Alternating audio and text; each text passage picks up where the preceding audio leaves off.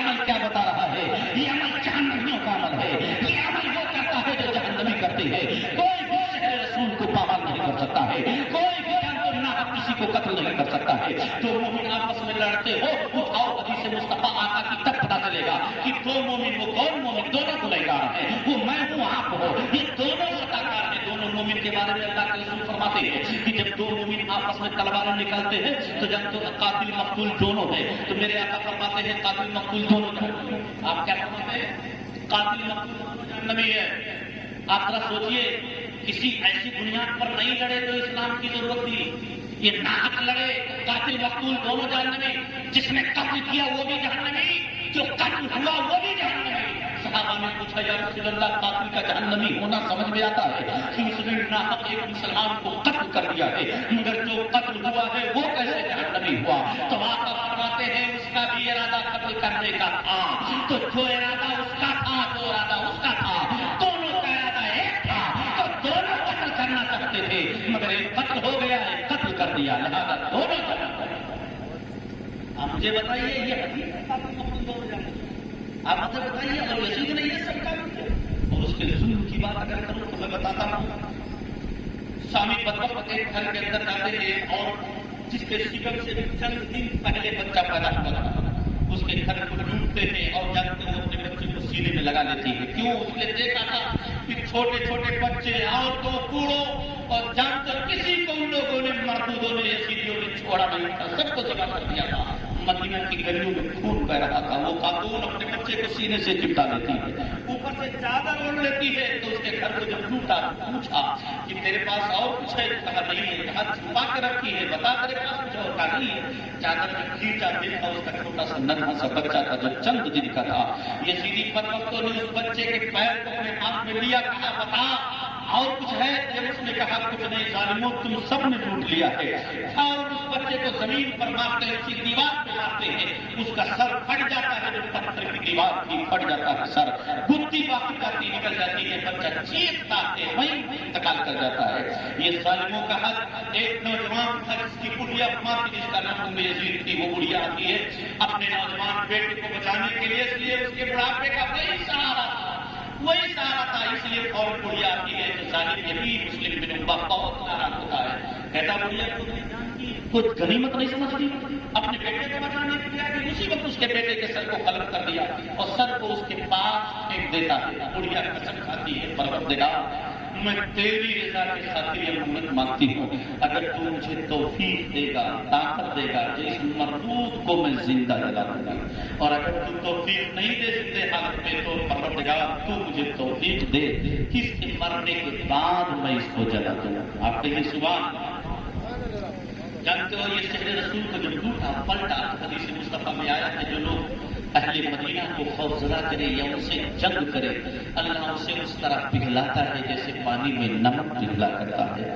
یہ جانتے ہو مربوط جاتا ہے اور جانے کے بعد وہاں پہ جیسے پہنچتا ہے، جانتے ہو تھوڑی دور مدینہ کو چھوڑ کر اس پر پانچ کا اٹیک اللہ کا قہر نازل ہو جاتا ہے، اور وہ وہی پر مسلم بن عقبہ مر جاتا ہے۔ پھر حسین بن نبیل یزیدی لشکر کا جب تو کمانڈر ہو جاتا ہے، اور وہاں سے یزیدی لشکر جب کوچ کیا تو بڑھیا کو خبر ہو گئی کہ مسلم بن عقبہ مردود وہاں مرا ہے، اس کی قبر وہاں ہے، تو مسلم بن عقبہ کے پاس اپنے خاندان کے چند نوجوانوں کو لے کر آتی ہے، وہ بڑھیا آتی ہے، اس کے قبر کو جان کے کھلواتی ہے۔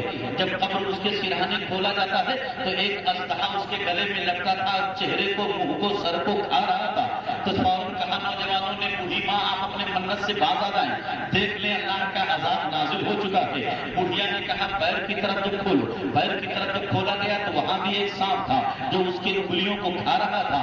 کہا امی جان اب دیکھو دونوں طرف سے اللہ کا عذاب نازل ہے۔ بڑھیا وضو کے لیے پانی منگاتی ہے، وضو کرتی ہے، 2 رکعت نماز پڑھتی ہے، اللہ کی بارگاہ میں دعا کرتی ہے، پروردگار میں تیری رضا کے خاطر میں نے یہ منت مانگی تھی، پروردگار تو مجھے توفیق دے، ہمت دے، اور آئے لمحے کے لیے اپنے عذاب کو مولا مؤخر کر دے تاکہ میں اپنی منت کو پوری کر لوں۔ بڑھیا ایک چھوٹی سی چھڑی لیتی ہے، چھڑی لینے کے بعد سانپ کے دم پر مارتی ہے، سانپ اندر چلا جاتا ہے۔ بڑھیا اپنے جان کے نوجوانوں سے کہتی ہے نکالو اس مردود کو، اس کو نکالا جاتا ہے، لکڑی جمع کی جاتی ہے، اس پر آگ رکھ کر آگ لگا دی جاتی ہے، جب وہ جل کر راکھ ہو جاتا ہے تب बुढ़िया लाख का शुक्र अदा करती है तब फिर वो नौ को जाती है। यही हसीन बिन नबी जब जिस तरह मदीना को यजीदियों ने लूटा था, वो सोचे थे कि मक्का को भी लूटेंगे, मगर वहां हजरत अब्दुल्ला इब्ने जुबैर थे। अब्दुल्ला इब्ने जुबैर अपने साथियों को लेकर मुकाबला करते हैं। सुबह से शाम तक लड़ाई होती है। यजीदियों को मक्का में दाखिल नहीं होने देते हैं, पूरे मक्का का घेराव कर लेते हैं, दाखिल नहीं होने देते हैं। और जब यजीदियों ने देखा कि हम मक्का में दाखिल नहीं हो पाएंगे और जाकर जिस तरह मदीना को लूटा है मक्का को नहीं लूट पाएंगे, तो जबले अबी कबीस पर जाके मंजरी को नस्ब कर दिया, जो पत्थर का फेंकने का आला होता है, और बड़े बड़े पत्थर को फेंकने लगे। हरम शरीफ में जहां तवाफ किया जाता है, जिसको मताफे काबा कहा जाता है, इतना पत्थर फेंका गया कि भर जाता है सहने काबा। और जब तो खाने काबा की दीवारों में दरारें पैदा हो जाती है, बहुत भर टूट जाते हैं, खाने काबा की छत भी टूट जाती है, और रात रुई के गंधक आग के गोले बरसाए जाते हैं। एक आग का गोला आता है, खाने काबा के छत पे गिरता है, जलाते काबा भी जलकर राख हो जाता है।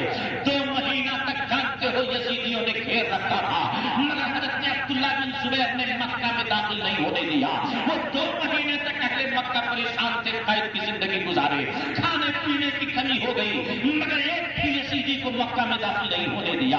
मगर जानते हो शहर हिम्स में जब उस मरदूत जानते हो का इंतकाल होता है, यजीद मरता है, और जब यजीद मरता है शहर हिम्स में सबसे पहले खबर अगर किसी को पहुंचती है तो हजरत अब्दुल्ला इब्ने जुबैर को पहुंचती है। हजरत अब्दुल्ला इब्ने जुबैर कहते हैं, शामी बदबख्तो, तुम्हारा बादशाह तो मर गया, किसके लिए तुम लड़ाई लड़ रहे हो? उन लोगों ने समझा कि ये अब्दुल्ला इब्ने जुबैर धोखा दे रहे हैं। और दूसरे दिन जब ये खबर पहुंचती है तो कूफा वालों को, यजीदियों को खबर मिल जाती है। तब यजीदी समझ जाते हैं बात यजीद मर गया है, इसलिए लोग भागते हैं। तब हजरत अब्दुल्ला इब्ने जुबैर ने उनका पीछा किया, जिन लोगों को पकड़े उनको कत्ल कर दिया, बाकी लोग चले गए, भाग गए। मैं ये कहना चाहता हूँ, यजीद जब मरा तो उसके मरने की हालत को देखो। यजीद जब मरा तो उसके सिराने जब तो शराब की भरी हुई प्याली पड़ी थी, भरा हुआ लबालब सुराही पड़ा हुआ था, और उसके पास औरतें, जो नंगी औरतें उसके पास नाच करती थी, जो खेलती थी, वो लोग जब तो उसके मरने के बाद वो लोग यही कह रही थी, हाय हमारे दरमियान न रहा जो मुझ पर खेला करता था, जो मुझसे खेला करता था, हम पर इनाम इकराम की बारिशें करता था, वो न रहा। ये कौन कह रही थी? ये चांद तो वो औरतें कह रही थी जो यजीद के दरबार में नंगा नाच करती थी। आप मुझे बताइए, आज भी जो मरे वो शराबी हो, इस हालत में मरे कि शराब का भरा हुआ लटका उसके पास हो, अगर जानते हो आज का वहाबी उसको जन्नती कहे, तो मैं उनसे और कहीं गिलास सेवा नहीं करता हूँ। मैं यही कहूंगा कि तुम अपनी औलाद का नाम यजीद रखो, और तुम जब भी अपनी मस्जिदों में दुआ करो तो यही कहो, परवरदिगार जो हज यजीद का करना वही मेरा करना, जहाँ यजीद को रखना वही मेरा रखना। हम अहले सुन्नत व जमात का अकीदा है, हम जानते हो हम हुसैनी हैं, उनके नाना के गुलाम हैं। हम तो यही चाहते हैं और जानते भी हैं, हम में से कोई अपने अमल की बुनियाद पर जन्नत नहीं पाएगा। खुदा की कसम, हमें जब जन्नत मिलेगी तो मैं कहता हूँ हुसैन के नाना के सदक़े में मिलेगी, अमल की बुनियाद पर नहीं मिलेगी। आज हिंदुस्तानियों, आज देखो कौटी, आज जो रसूलुल्लाह के गुलाम है, हर घर में हुसैन का गुलाम मिलेगा, हर मोहल्ले में हुसैन का गुलाम मिलेगा। ये लोग जो बैठे हैं कौन है?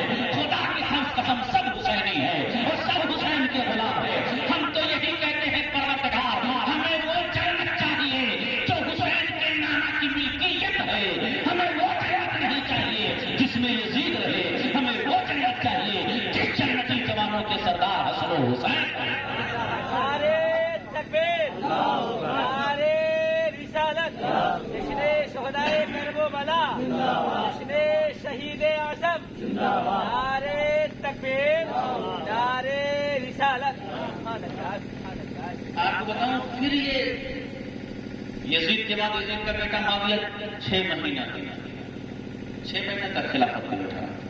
उस दिन तबीयत खराब रही, 6 महीना में 3 महीना कहीं उसने कहीं किसी फौज कशी नहीं की, ना कोई जंग लड़ी, ना कुछ लड़ी। जब 3 महीने के बाद जो आखिरी का 3 महीना बचा, जिसमें बीमारी में वो इंतकाल उसका होने वाला था, लोगों ने कहा आप किसी को नामजद कर दीजिए, तो माविया ने यही कहा, मैंने इस खिलाफत में कोई हलावत नहीं पाई, मिठास नहीं पाई, और जब इसमें कोई मजा नहीं मिला तो किसको मैं इस पे लाके बैठा दूँ? जब आया होता मजा तब मैं बैठा।